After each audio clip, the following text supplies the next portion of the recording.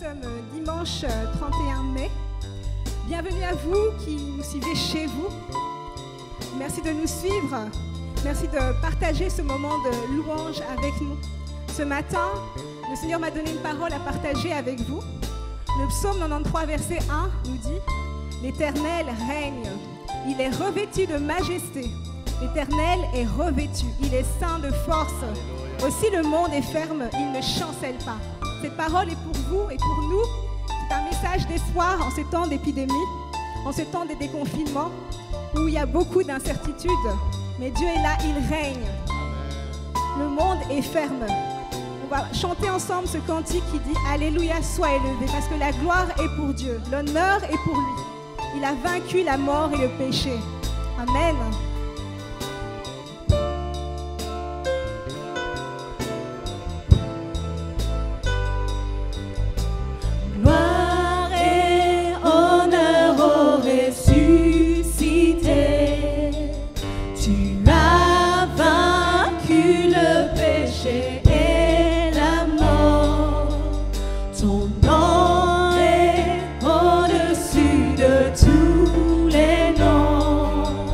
Tu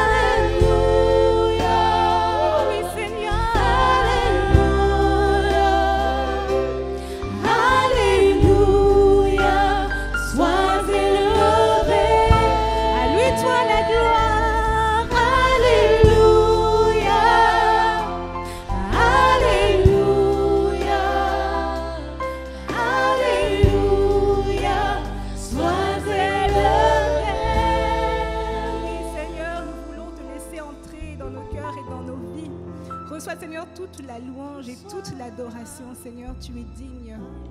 Oh oui, Seigneur. Nous voulons nous tenir dans ta présence, Seigneur, ce matin encore, Seigneur. Reçois la louange de nos cœurs. Reçois notre adoration, Seigneur.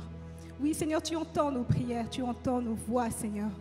Nous voulons encore t'élever, t'adorer. Amen.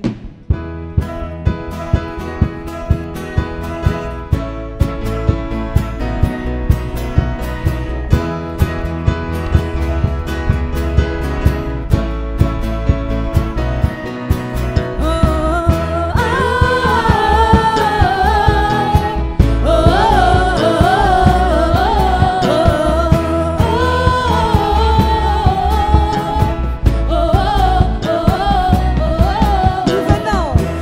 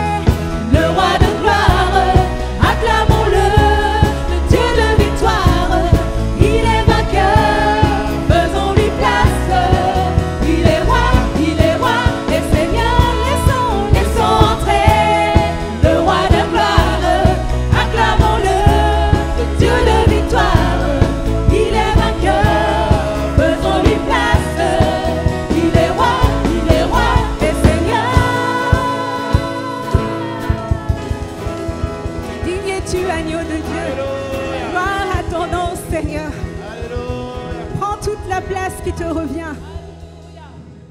Sois couronné encore ce matin, Seigneur. Gloire, gloire, gloire. Dans son palais, tous écrit gloire. Gloire, gloire, gloire. Il mérite encore notre adoration. Là où tu es chez toi, acclame ton roi, ton Dieu.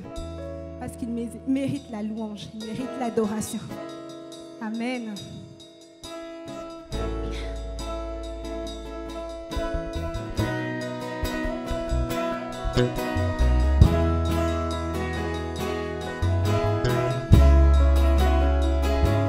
Sois couronné, Jésus. Jésus, nous te couronnons,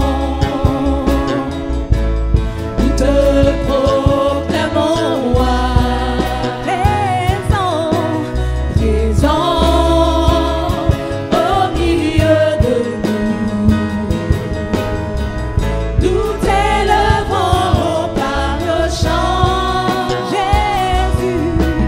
Jésus, nous te couronnons, Te proclamons roi, nous te proclamons roi, présent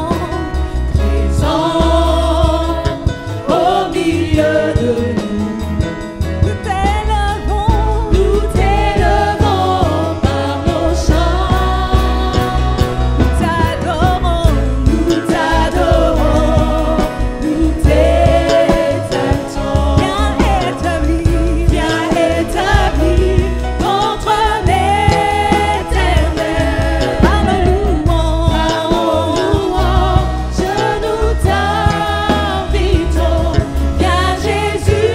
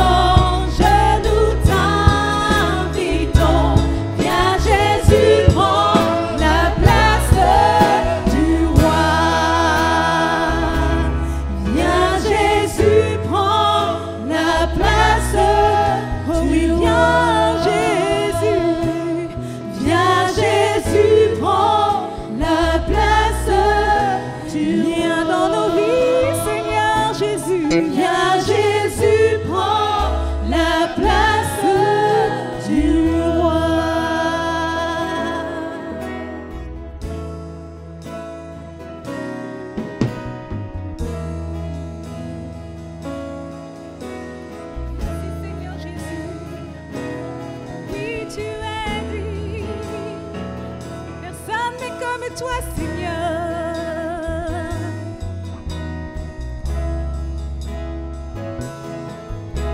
Oh oui, Seigneur, venons à toi ce matin encore pour adorer ton nom, pour adorer ton nom.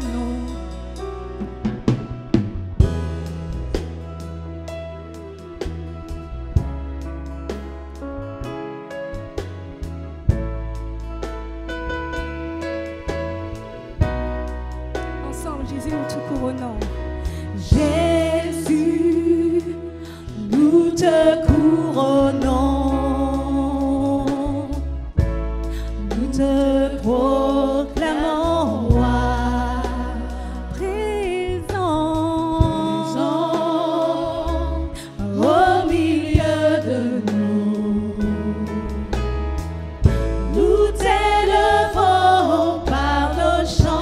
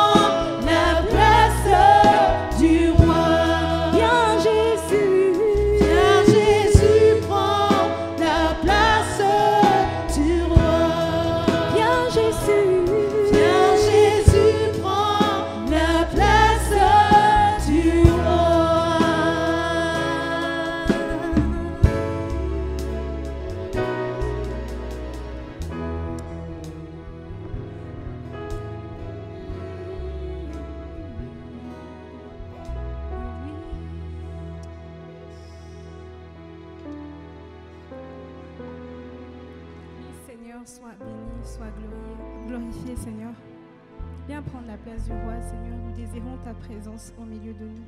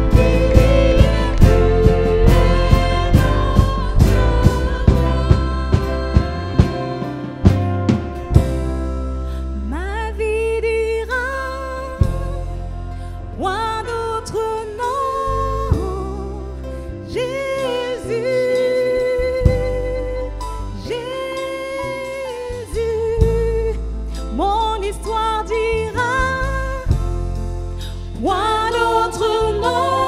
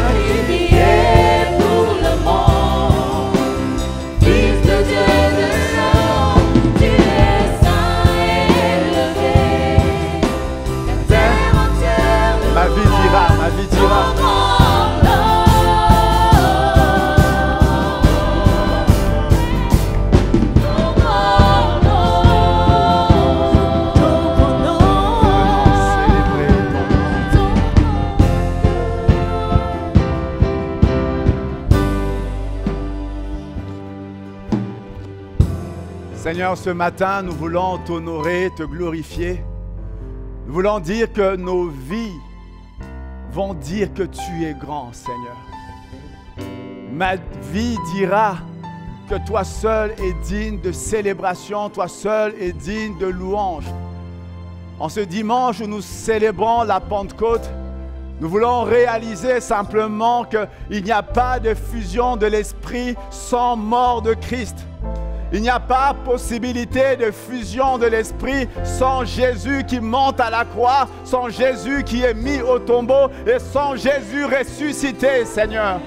Ce matin, nous voulons dire que nos vies dira que sans toi, il n'y a pas de possibilité, ni de Pentecôte, ni de vie, Seigneur. Alors ce matin, pour vous qui êtes connectés ce matin, joignez-vous à nous simplement pour dire que nos vies diront point d'autre Dieu que notre Seigneur, point d'autre Dieu que Jésus.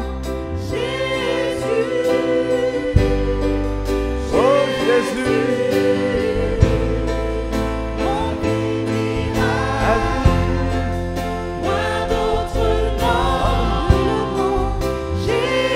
mon histoire va dire cela, Seigneur.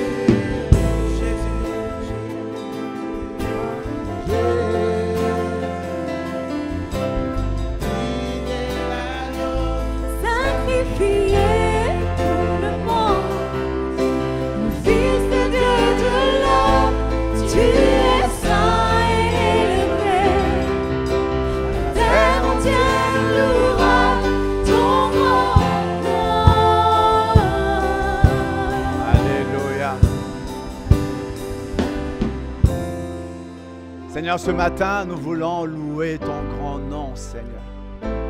Nos vies déclarent ta grandeur. Nos histoires viennent raconter tes bontés, tes bienfaits. Et ce matin, alors que nous sommes en ces lieux réunis, rassemblés, Seigneur, connectés pour certains, nous voulons simplement reconnaître que sans toi, tout cela ne serait pas possible. Et nous venons simplement t'offrir notre louange, notre adoration, t'offrir l'expression de cœur qui sont reconnaissants, Seigneur. Merci, merci pour ta vie, merci pour ta mort, merci pour ta résurrection.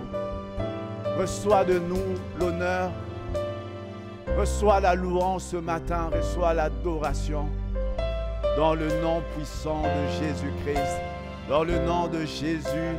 Amen, amen, amen, amen, amen. Bienvenue ce matin pour ce culte du 31 mai 2020. Merci au groupe de louanges. Ce culte de ce dimanche de Pentecôte, mai 2020, dimanche particulier de Pentecôte, connecté. À cause du confinement, il y a des confinements progressifs qui se font, mais pour l'instant, nous avons encore des cultes en ligne, des cultes connectés. Alors, soyez le bienvenu, ou plutôt, merci de m'accueillir, de nous accueillir chez vous pour ce culte de Pentecôte. Alors, on va commencer une petite série ce matin. J'espère que vous avez vos Bibles ouvertes. On va lire dans Acte 1, 5, 8. Acte 1, 5, 8.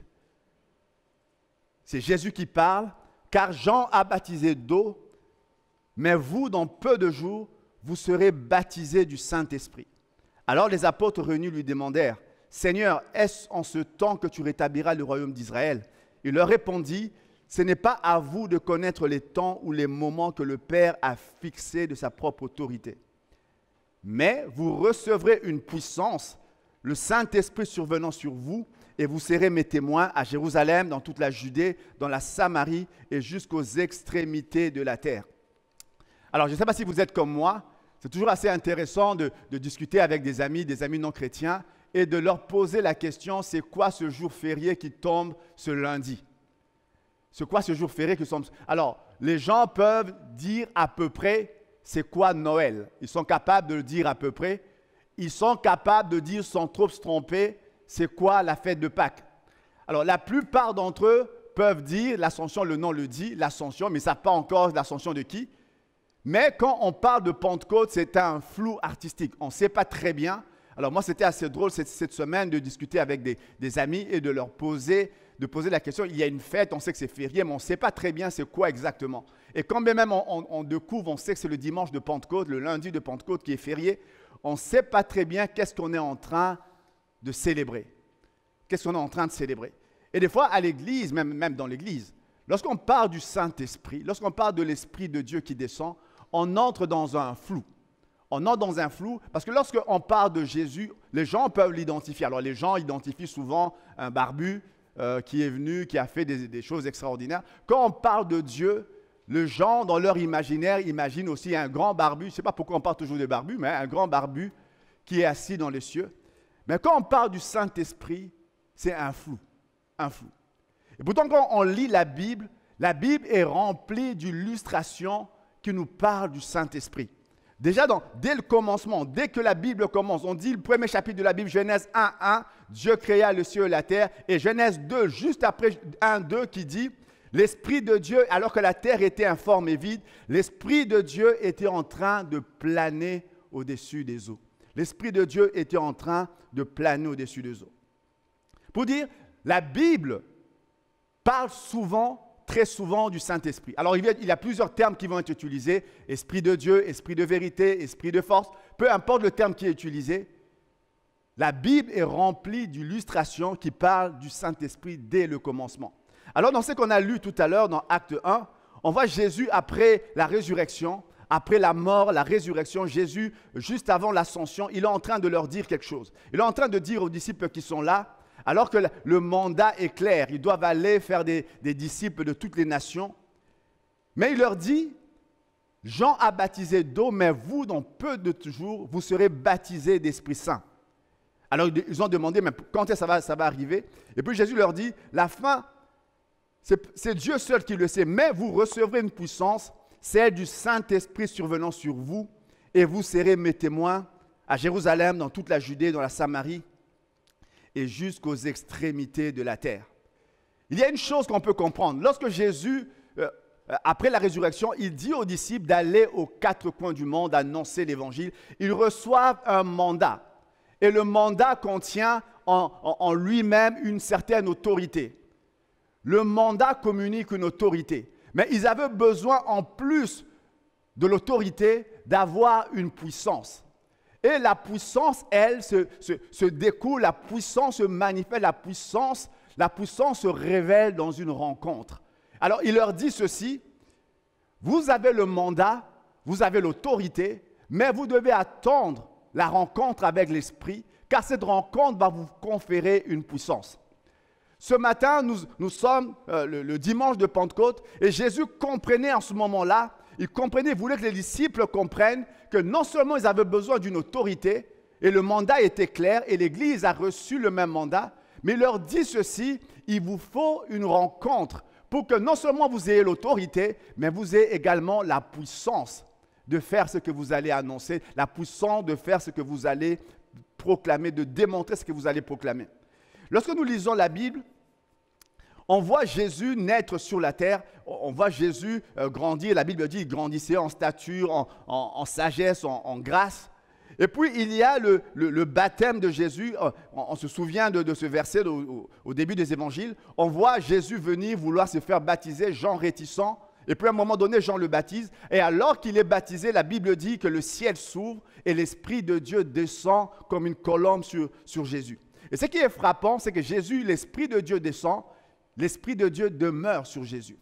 Alors, il y a quelque chose de particulier lorsque vous lisez l'Ancien Testament. Vous voyez souvent quelques personnes, souvent des prophètes, des juges, des gens qui étaient saisis par l'Esprit de Dieu. C'est quelque chose qu'on voyait dans l'Ancien Testament. Ce qui est nouveau, ce qui est révolutionnaire dans ce qui est en train d'être dit, c'est que non seulement l'Esprit est venu et descendu, mais l'Esprit est demeuré sur Jésus. Totalement, radicalement différent.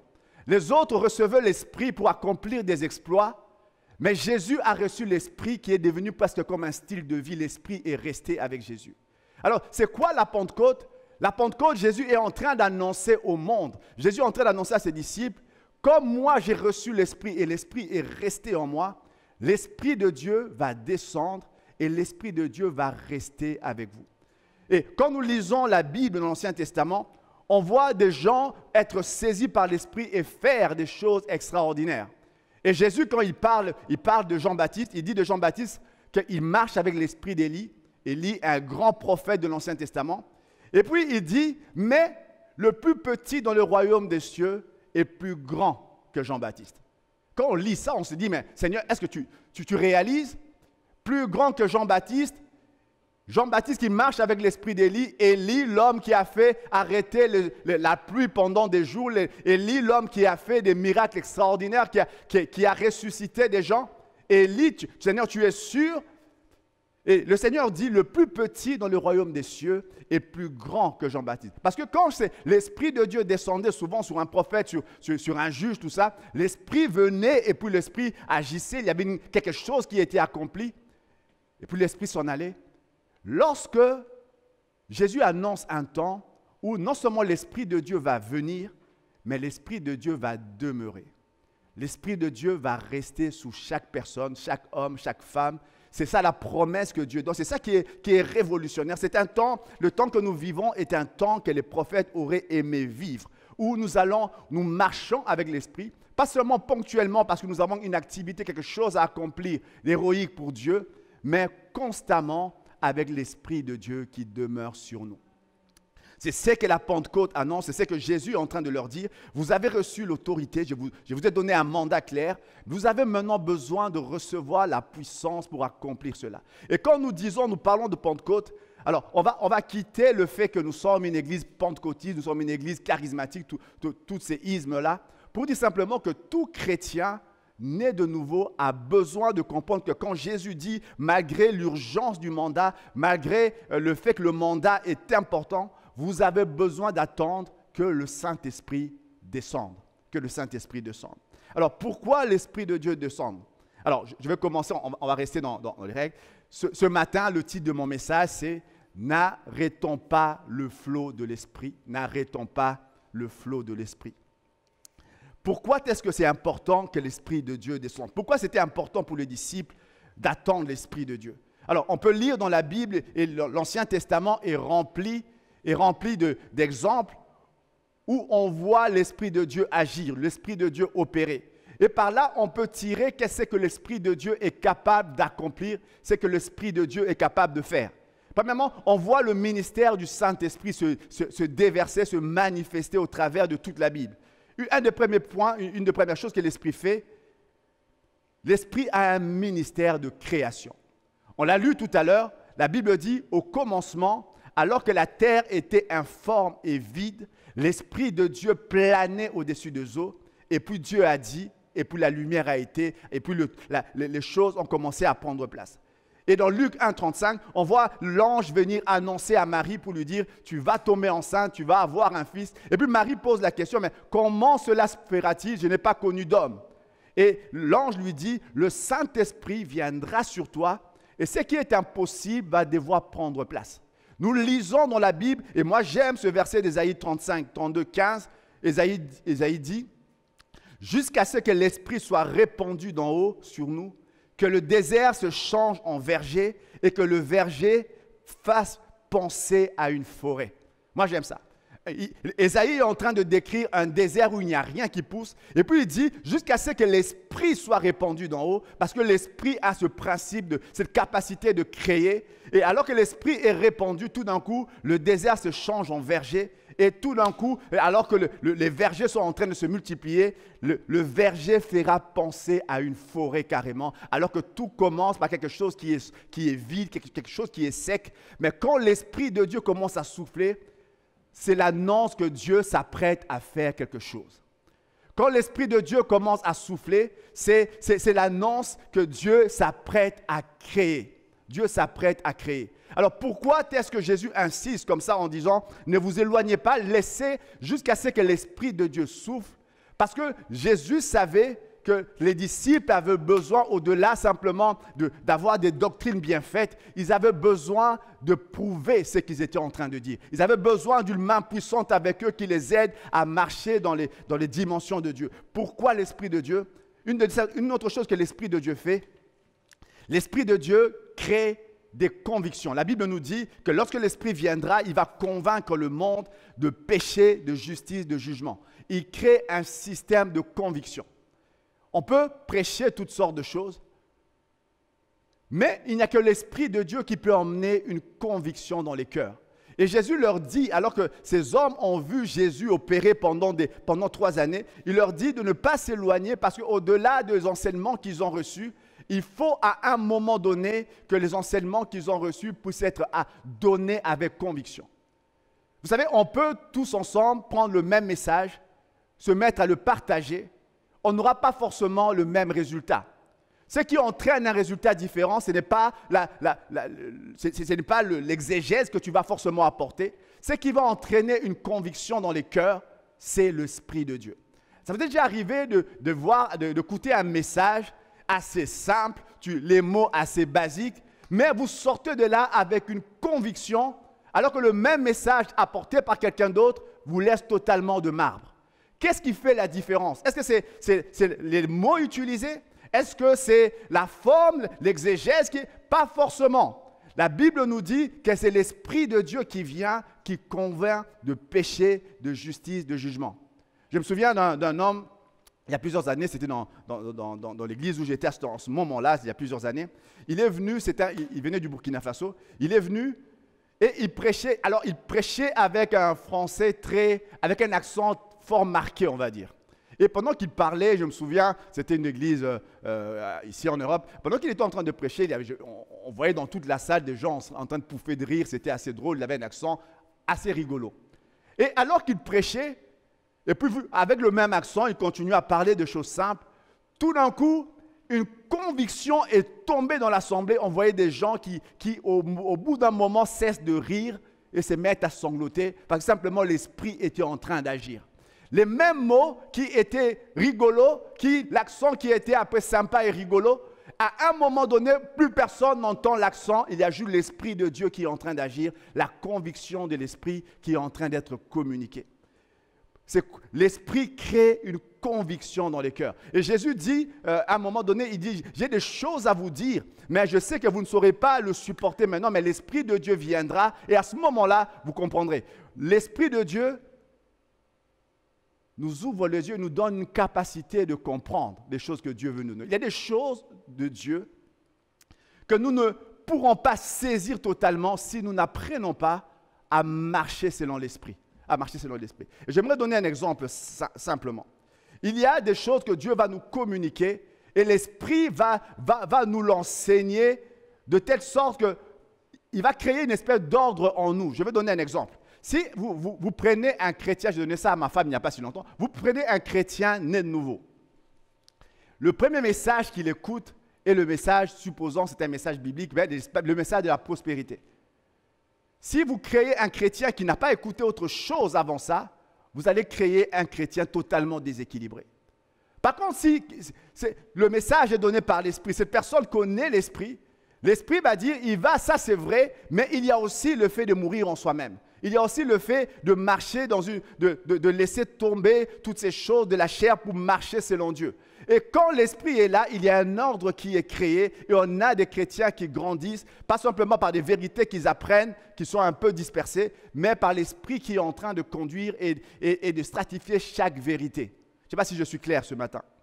Ce matin, quand Jésus dit que nous devons attendre l'Esprit de Dieu, parce qu'il sait que c'est l'Esprit qui donne vie à notre expérience chrétienne. Lorsque l'Esprit n'est pas en train de souffler, la vie de prière devient monotone. Lorsque l'Esprit n'est pas en train de souffler, tu es en train de lire ta Bible et tu n'y comprends rien. Et tu le lis comme une espèce de discipline, on doit le faire. Et ça fait des années que tu le fais, alors que les gens, tu peux discuter avec des personnes autour de toi qui sortent de là avec des choses qu'ils ont comprises, des vérités qu'ils ont compris de Dieu. Mais toi, tu lis et tout ça passe totalement à côté parce que simplement, ce qui donne vie à ta vie chrétienne, ce qui donne un sens à ta vie chrétienne, à ton expérience chrétienne, c'est l'Esprit de Dieu. Sans l'Esprit de Dieu, nos rassemblements sont simplement des rassemblements religieux qui n'apportent rien. Sans l'Esprit de Dieu, nos lectures sont simplement des lectures théologiques qui n'apportent rien d'autre. Pourquoi l'Esprit de Dieu? Alors, on pourrait dire des tas de choses. Une des choses que l'Esprit fait, l'Esprit apporte une transformation. C'est l'Esprit, il faut l'Esprit de Dieu pour qu'un Céphas devienne un Pierre. Il faut l'Esprit de Dieu pour qu'un Saul de Tarse devienne un Paul. Il faut l'Esprit de Dieu. Et Jésus leur dit ceci, ne vous éloignez pas jusqu'à ce que l'Esprit de Dieu vienne, parce que c'est important que vous puissiez marcher par l'Esprit. Alors, il y a quelque chose de très particulier quand on lit ça. On voit dans Acte 2 l'Esprit de Dieu en train de descendre. On voit des choses extraordinaires prendre place. Et puis là, alors qu'ils étaient, il y a des langues semblables à des langues de feu qui se mettent sur chacun d'entre eux. Il y a l'Esprit de Dieu qui descend. Ils se mettent à parler en d'autres langues. La foule afflue. La foule vient voir qu'est-ce qui est en train de se passer. Et tout d'un coup, Pierre qui était craintif depuis qu'il a trahi Jésus. Et puis là, Pierre sort. Pierre se met à prêcher comme on ne l'avait jamais. Moi, si j'étais présent à ce moment-là, j'aurais été surpris de voir Pierre faire ce qu'il était en train de faire. Pierre prêchait avec conviction et là, 3000 personnes se convertissent directement. 3000 personnes se posent des questions, ils sont touchés par le message de Pierre. Ce sont des choses que Pierre savait déjà. Ce sont des choses un message peut-être que Pierre connaissait déjà. Mais là, l'Esprit de Dieu crée une conviction et puis tout d'un coup, une réponse extraordinaire. 3000 personnes qui se convertissent. L'Église est en train de naître. L'Église est en train de naître. C'est ça la Pentecôte. L'Église est en train de naître. Alors, quand nous lisons cette histoire-là, nous rendons grâce à Dieu parce que il y a des tas de gens, et j'espère que c'est votre cas, vous avez connu aussi ce moment-là où vous avez été baptisé du Saint-Esprit. À un moment particulier, alors Pierre, ça s'est passé de façon extraordinaire, des langues, seulement des langues de feu, une foule qui est touchée, la ville est secouée par ce qui se passait là, des milliers de personnes affluent, 3000 personnes se convertissent. Alors il y a des gens pour qui le baptême du Saint-Esprit s'est passé dans des situations différentes. C'est peut-être dans votre chambre en train de prier, dans une église, un dimanche, ou dans peu importe le moment dans lequel ça s'est produit, les circonstances du baptême du Saint-Esprit, c'est toujours aussi glorieux. C'est toujours aussi glorieux. Mais la différence est que nous avons souvent considéré le baptême du Saint-Esprit comme le cheminement, comme le sommet de la vie chrétienne, alors que dans ce qu'on lit dans la Bible, souvent le baptême de l'Esprit, pour Paul en tout cas, pour Pierre, c'était le début de quelque chose. C'était le début d'une nouvelle dimension. C'était l'entrée dans une nouvelle dimension, pas le sommet de quelque chose qu'on va afficher, on va coller sur le mur de nos expériences spirituelles en disant « il y a 10 ans, j'ai vécu ça ». C'était l'entrée dans quelque chose de nouveau qui allait commencer. Lorsque nous lisons la Bible, par exemple, tout à l'heure, j'ai dit il y a des exemples dans l'Ancien Testament qui montraient comment certaines personnes recevaient l'Esprit. Et la Bible nous dit, parmi les gens qui recevaient l'Esprit dans l'Ancien Testament, il y avait les prophètes, il y avait les sacrificateurs, il y avait les rois. Et moi, j'aime bien cette différence qu'il y a entre les deux premiers rois d'Israël. On parle d'un Saül qui est devenu roi et qui a reçu l'onction. Et c'était quelque chose de waouh. On voit à un moment donné, Samuel lui dit, il lui met l'onction, il lui dit, tu vas avoir une troupe de prophètes qui vont venir et tu vas te mélanger à eux. Et quand tu seras là, l'Esprit te saisira et tu deviendras un autre homme. Et puis Saül va, il rencontre des prophètes, il y avait l'atmosphère prophétique qui était là. Saül vient au milieu des prophètes, l'Esprit de Dieu saisit Saül, Saül se met à prophétiser et effectivement Saül est transformé en un autre homme. Et puis là, il semble que pour ceux qui lisent la Bible, c'était le sommet de la vie spirituelle de Saül. Après ça, on voit Saül en train de décroître. Jusqu'à cette phrase terrible, on dit à un moment donné, l'Esprit de Dieu s'est retiré de Saül. Et pire encore, un esprit méchant est venu, Saül a été possédé par un esprit méchant. Alors que David, lui, quand il a été oint, c'était dans un endroit secret, dans sa famille. Samuel, toujours lui, le prophète, il vient, il y a cette histoire dans le livre de Samuel, je ne vais pas tout raconter, il met l'onction sur David, et là, c'était le début de la vie de David. Et lorsque, pour ceux qui lisent la Bible, on voit qu'après ça, David a été oint 2 autres fois. D'abord comme roi de Juda et puis plus tard comme roi d'Israël. Pour dire, lorsque David a reçu l'onction, et l'onction c'est toujours, dans le critère de l'Ancien Testament, c'est une image du Saint-Esprit, c'était le début de quelque chose. Pas la fin en soi, c'était le début d'une vie glorieuse. C'était le début d'une vie de quelque chose. Et ce matin, j'aimerais simplement dire, lorsque nous recevons l'Esprit de Dieu, et je prie pour ceux qui n'ont pas encore fait cette expérience-là du baptême du Saint-Esprit, il y a possibilité pour vous ce matin d'être baptisés simplement par le Saint-Esprit. Parce que la Bible dit que la promesse est pour nous. La promesse est pour nous. Et pour tous ceux qui croiront en aussi grand nombre que le Seigneur les appellera. Et lorsque nous recevons le baptême du Saint-Esprit, nous devons comprendre, à part le simple fait de parler en langue, c'est un début de quelque chose. Le baptême du Saint-Esprit, et beaucoup de chrétiens sont frustrés parce qu'ils ont l'impression, et nous pouvons lire nos Bibles et voir ce qui se passe après que les premiers disciples, les premiers chrétiens ont été baptisés du Saint-Esprit. Ils sont nés suivis des choses extraordinaires. Ils sont nés suivis toute une région qui ont été... Le premier jour, il y a eu 3000 conversions. Et les jours qui ont suivi, il y a eu des miracles extraordinaires prendre place. Et à un moment donné, certains diront même... Quand ils ont vu les apôtres, on leur disait, mais c'est vous qui avez bouleversé le monde. Sans Internet, sans radio, sans télévision, juste en train de parler une personne à la fois, une foule à la fois, ils ont bouleversé le monde.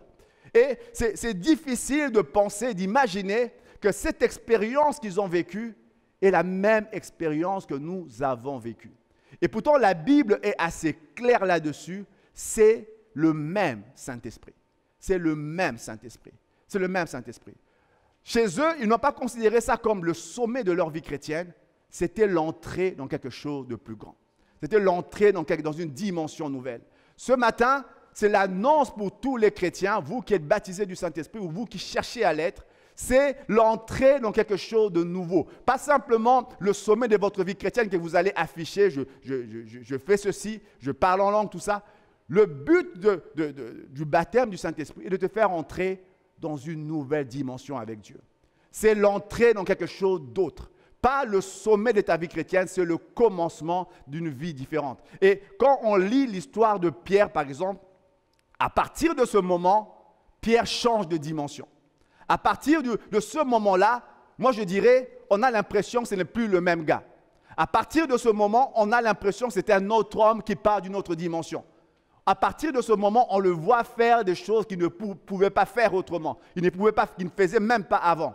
À partir de ce moment, il y a un nouveau un nouveau Pierre qui est entré en scène. À partir de ce moment, il y a de nouveaux disciples parce que simplement, l'Esprit de Dieu est descendu. Alors ce matin, j'étais en train de préparer ce message et il y avait ce titre qui venait dans mon cœur très fortement. Ne pas arrêter le flot de l'Esprit. Ne pas arrêter le flot de l'Esprit. Alors le titre était un peu étrange. Ben, je me dis, c'est quoi ça un flot? Un flot, c'est une espèce de masse de liquide, de choses semi-liquides qui est en train de s'écouler. Et l'image, j'ai eu le titre avant le message, c'est particulier. J'ai eu le titre du message avant de savoir ce que j'allais dire. N'arrêtez pas le flot de l'Esprit. Parce que quand vous lisez bien votre Bible, vous vous rendez souvent compte que la Bible, lorsque la Bible parle du Saint-Esprit, la Bible parle souvent de quelque chose qui est en mouvement. On parle du vent, du souffle qui est en train de souffler. On parle le symbole du Saint-Esprit dans l'Ancien Testament, c'est souvent quelque chose qui bouge. On parle du torrent, on parle de la colombe qui vient comme un oiseau qui vole. On parle à un moment, non pas simplement de l'huile, mais de l'huile d'onction. L'onction, c'est le fait d'oindre. Il y a un mouvement là-dedans. Et pendant que j'étais en train de prier ce matin, le Seigneur était en train de m'expliquer que ce qui fait de fois que nous ne vivons pas ce que les apôtres avaient vécu, c'est simplement nous considérons le baptême du Saint-Esprit comme un événement unique et il ne s'ensuit plus rien d'autre. Pour vivre les dimensions nouvelles avec Dieu, nous devons considérer que ce que le Seigneur a commencé lorsque nous avons été baptisés du Saint-Esprit nécessite qu'il y ait une suite à cela. Les apôtres, lorsqu'ils ont été baptisés du Saint-Esprit, la première chose, ils sont allés à l'extérieur. Ils ont commencé à manifester ce que Dieu a donné. Celui qui a reçu un don de prophétie, par exemple, s'il ne l'exerce pas, il va avoir ce don qui va tout doucement, il va pouvoir dire « un jour j'ai prophétisé ». Ça restera un événement historique qui ne va pas s'accroître. Mais moi, je crois réellement que lorsque nous sommes baptisés du Saint-Esprit, c'est le point de départ d'une nouvelle vie de manifestation puissante de la gloire de Dieu.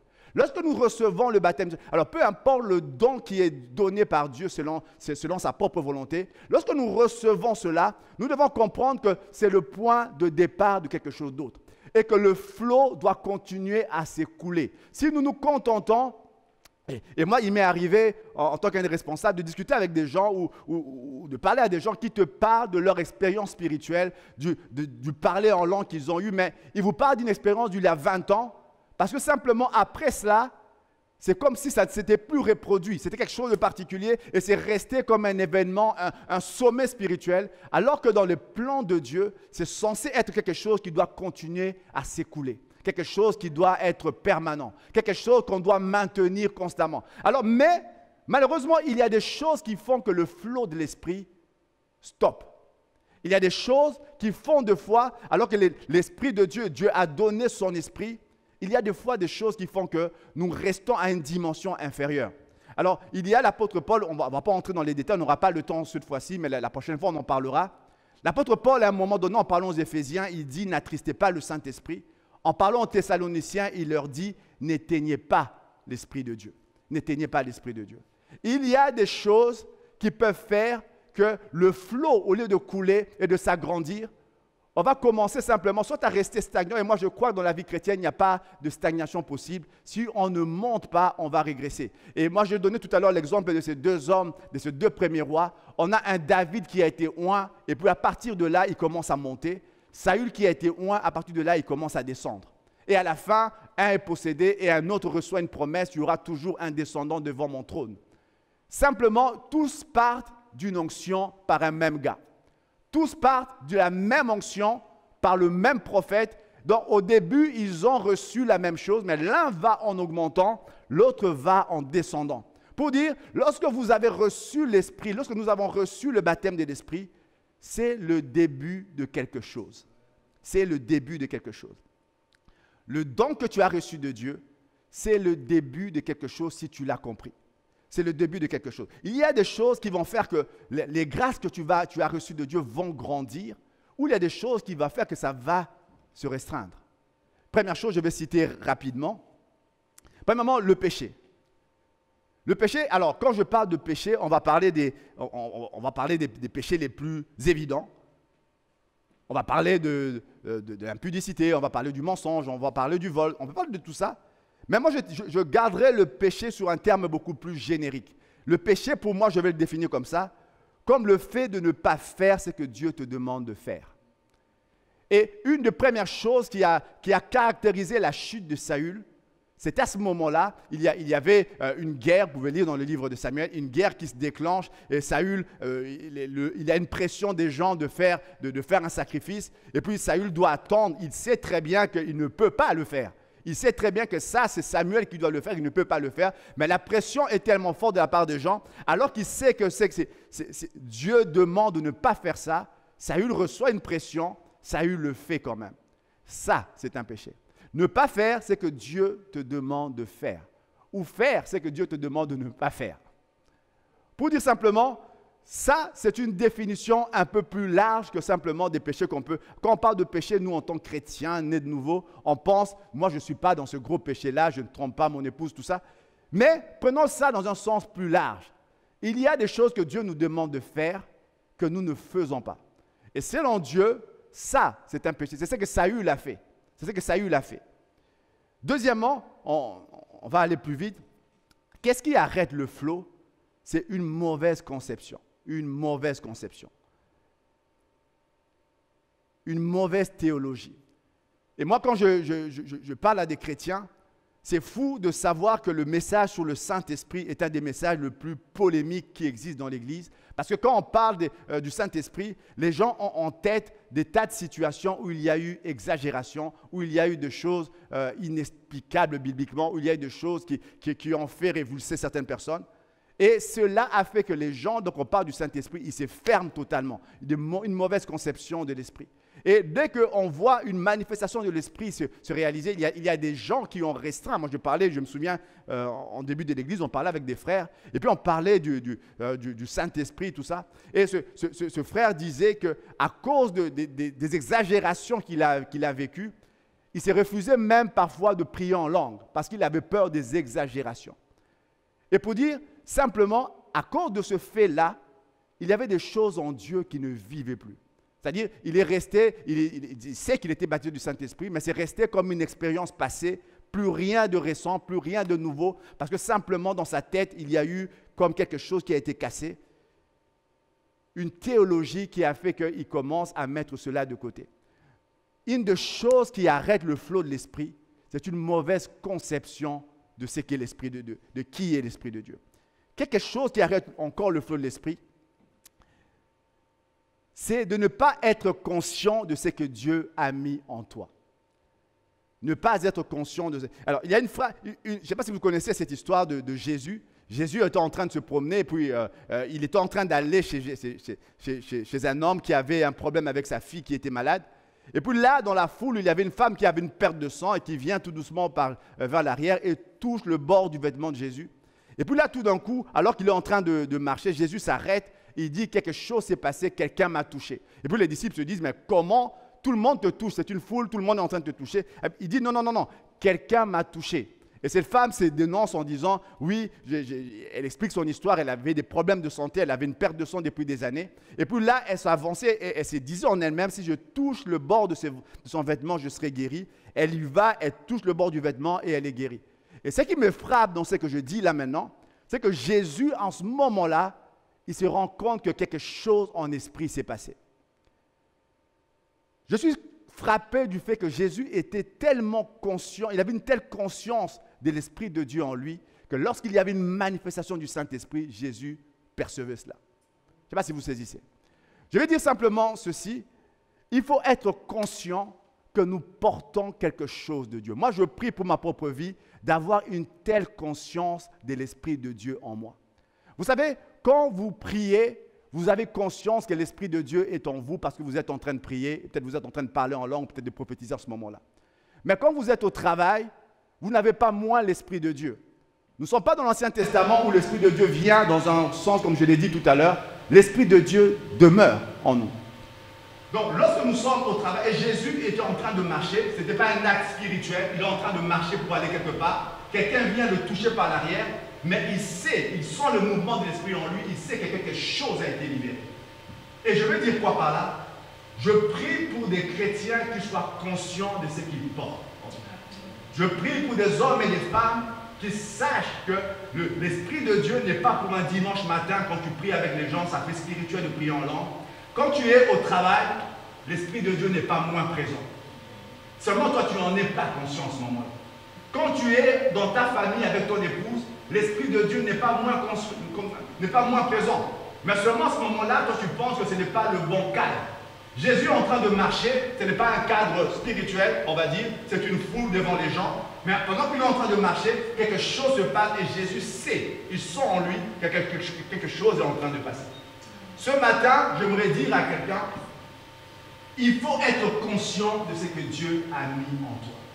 Il faut être conscient qu'il y a quelque chose, un dépôt que Dieu a mis en toi. Cela ne dépend pas que tu sois en train, ce n'est pas plus fort parce que tu es en train de prier.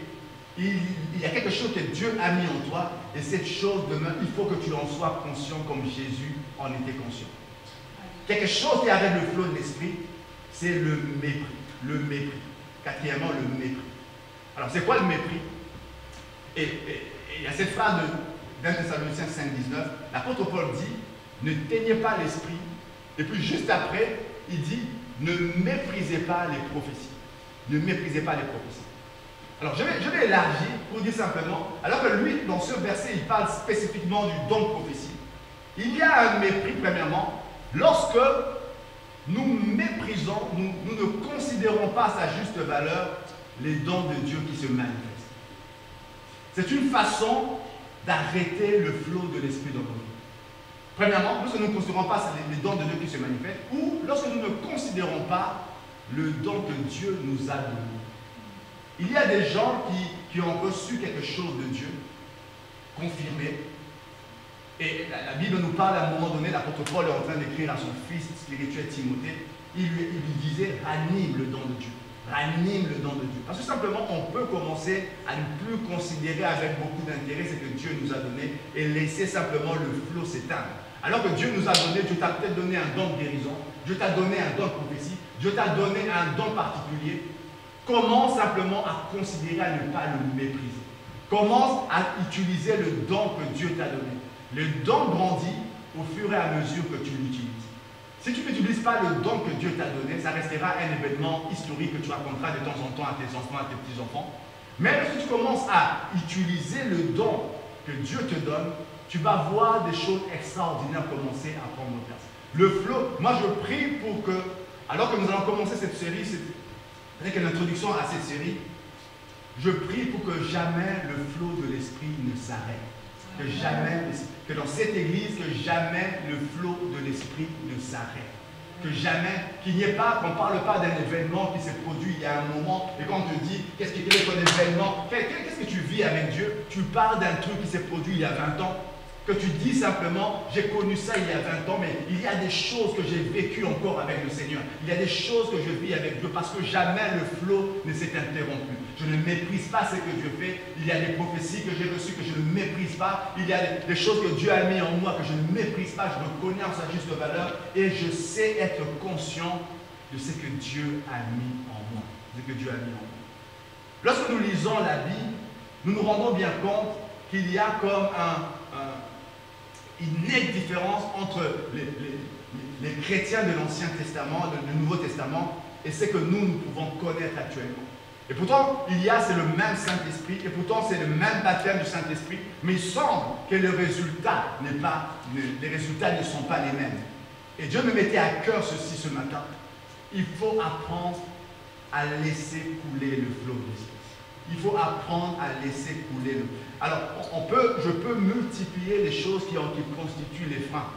Et moi, tout à l'heure, on a parlé du péché, et je finirai par là. Un des derniers points qui constitue un frein, c'est, moi j'appelais l'esprit religieux. L'esprit religieux.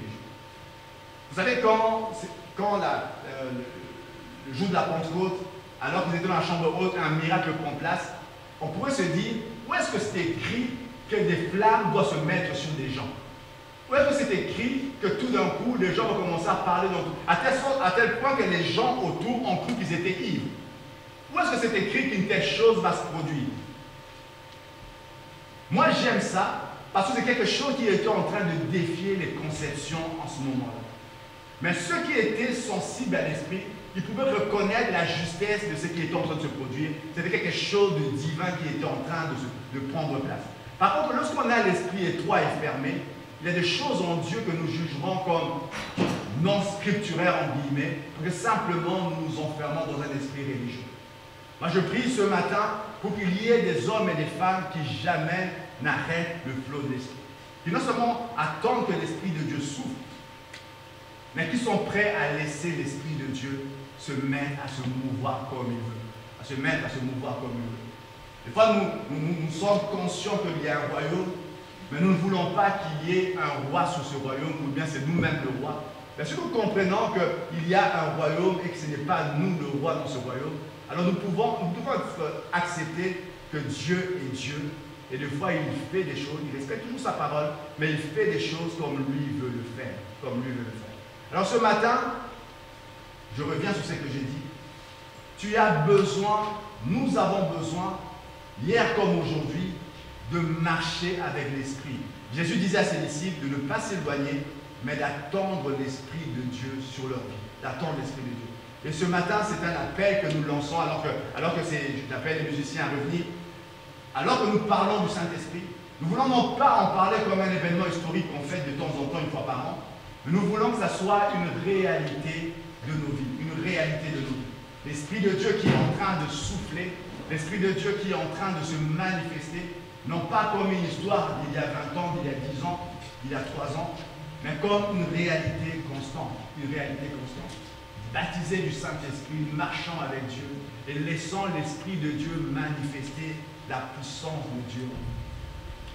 Jésus disait, vous avez reçu un mandat, c'est vrai, allez faire de toutes les nations les disciples, les baptiser au nom du Père, du Fils et du Saint-Esprit.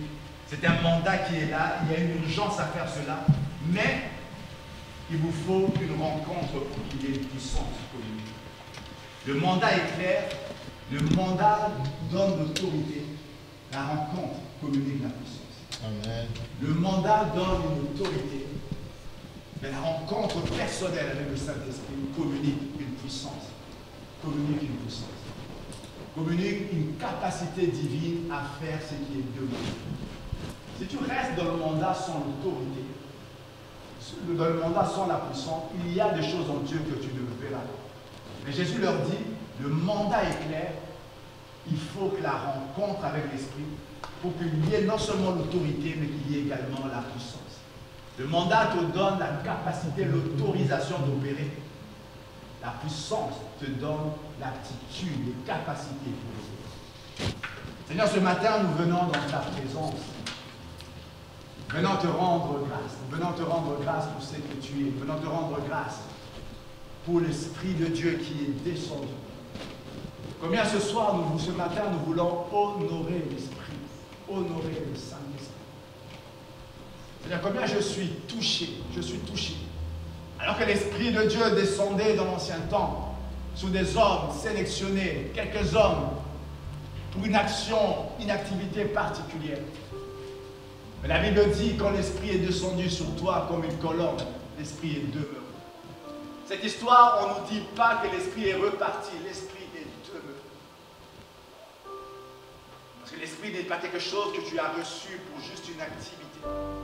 L'Esprit est demeuré en toi comme un style de vie. quelque chose de tous les jours, quelque chose de chaque moment.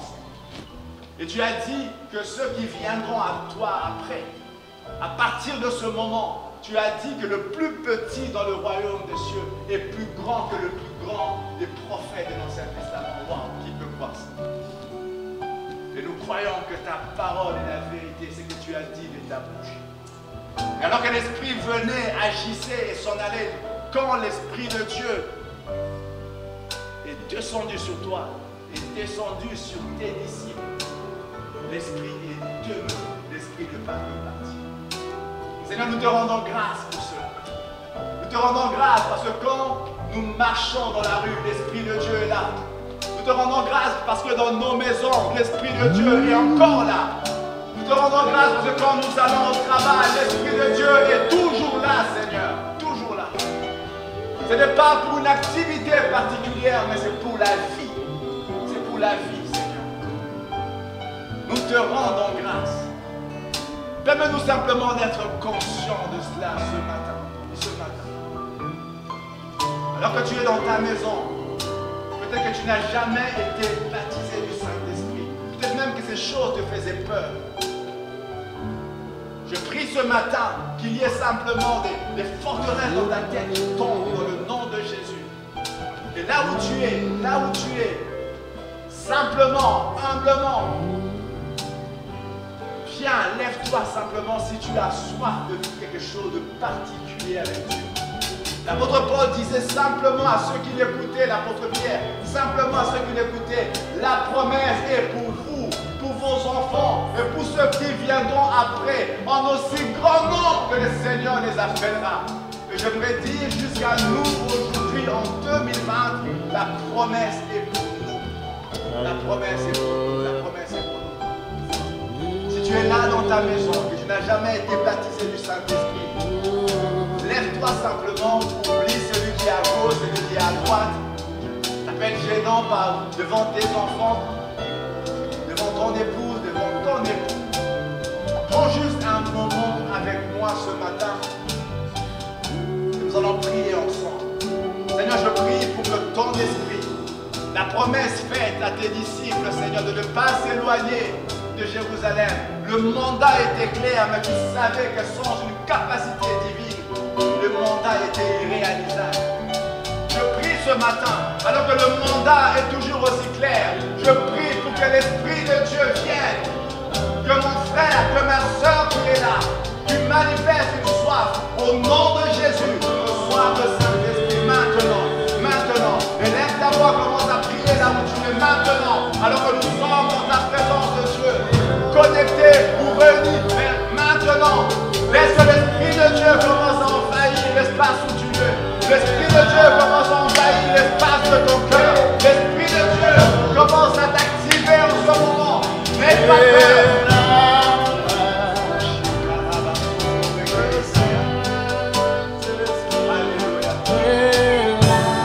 J'aimerais prendre un moment également pour prier pour ceux qui ont marché par l'Esprit, qui ont vécu comme un événement spirituel passé. L'Esprit comme un événement qu'on a encadré sous le mur de nos expériences spirituelles. On le montre aux invités, on dit, ce jour-là, en 2015, j'ai vécu ça, c'était glorieux. La pensée de Dieu est que ça ne soit pas un événement du passé, mais un événement toujours actuel. Quelque chose de tous les jours. Quelque chose de tous les jours. Si tu es là, tu as connu un événement passé. Tu peux dire, il y a 10 ans, j'opérais dans ces dimensions. Il y a 10 ans, voilà ce qui se passait. Et il semble que quelque chose, je ne vis plus cela. Si tu es chez toi, simplement, lève ta main, nous prions ensemble. Seigneur, je prie ce matin. Je recevais cette pensée, ce titre avant d'en recevoir le message. N'arrêtez pas le flot. Seigneur, je prie en ce moment que ce qui était un obstacle, une théologie, Seigneur, fausse, un péché peut-être, manque de considération de ce que Dieu a mis ou même un mépris ou un esprit religieux. Seigneur, je prie ce matin que les obstacles soient levés dans le nom de Jésus. Alors que nous sommes dans ta présence, je prie qu'il y ait comme un flot qui vient. La Bible dit, l'esprit planait au-dessus des eaux. Il y avait comme un souffle face à ce qui était informe et vide. L'esprit planait. Et quelque chose a pris place. Je prie ce matin que l'esprit plane dans les maisons. Que l'esprit plane. Que l'esprit plane. Et que comme au jour de la Pentecôte, Seigneur, qu'il y ait à nouveau une faveur, une grâce qui se manifeste. Comme au jour de la Pentecôte, Seigneur. Qu'il y ait à nouveau des langues semblables à des langues de feu, Seigneur. Que certains en ce moment puissent voir réellement ces langues se manifester. Que d'autres puissent percevoir comme une brise légère pénétrer là où ils sont, Seigneur. Que d'autres encore, qu'il y ait comme un feu qui brûle en eux, Seigneur. Que certains autres, qu'il y ait comme une décharge électrique, Seigneur, peu importe le moyen que tu utilises. Je prie qu'il y ait un renouvellement ce matin. Je prie qu'il y ait une restauration ce matin. Je prie qu'il y ait un flot de l'esprit, un flot ce matin. Qu'il y ait comme des vagues qui pénètrent dans les maisons. Qu'il y ait comme des vagues qui sont en train de se déferler sur les vies. Dans le nom de Jésus, dans le nom de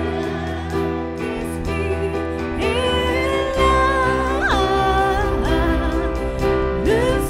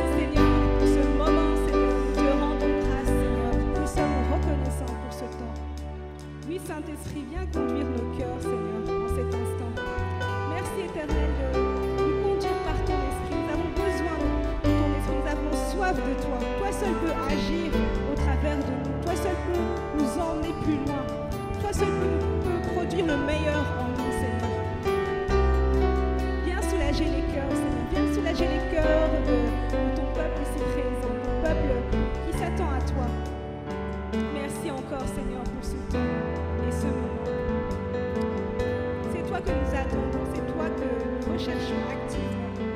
Saint-Esprit.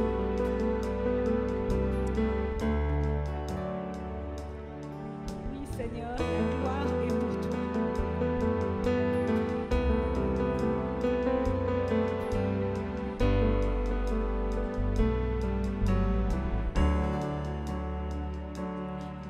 Le Saint-Esprit est là. Le Saint-Esprit est là. Le Saint-Esprit est là.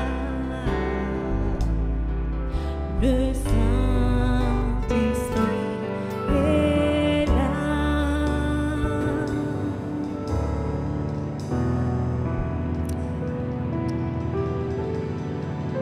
Gloire à ton nom, Seigneur.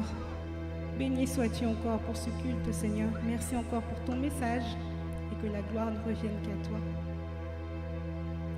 Voilà, nous arrivons à la fin de notre culte. Merci de nous avoir suivis. Que le Saint-Esprit vous accompagne dans vos prières, dans vos vies de tous les jours et regardez encore le message pour être nourri en profondeur.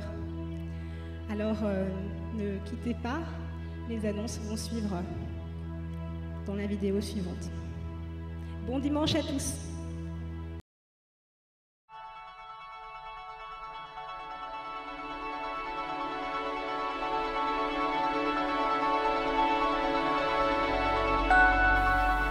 Bonjour à tous, voici les annonces de l'Église Parole d'Espoir. Nous continuons notre programme de prière, 1 heure chaque soir à partir de 21h sur l'application Zoom. Les modalités de connexion s'affichent à l'écran.